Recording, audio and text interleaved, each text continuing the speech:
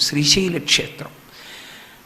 కానీ శ్రీశైల క్షేత్రంలో ఉండేటటువంటి అర్జున వృక్షాన్ని చూడ్డానికి ఏ విధమైనటువంటి ఆంక్షలు ఉండవు.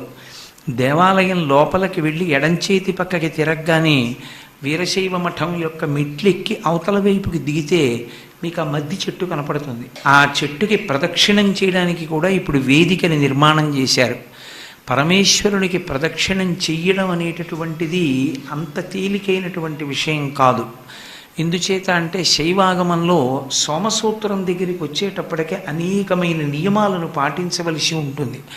అది తెలిస్తే తప్ప సక్రమంగా ప్రదక్షిణం చేయడం అన్నది కుదరదు. అసలు యథార్థంగా శైవాగమం ప్రకారం అయితే లోపలికి వెళ్ళి ప్రదక్షిణం చేయడం కానీ శివాలయం అంతరాలయంలోకి వెళ్ళడం కానీ మంచి పని కానే కాదు. ఎందుచేత అంటే అభిషేక ద్రవ్యాల్ని తొక్కడం కుదరనే కుదరదు. ఈ విషయమై ఒకానొకప్పుడు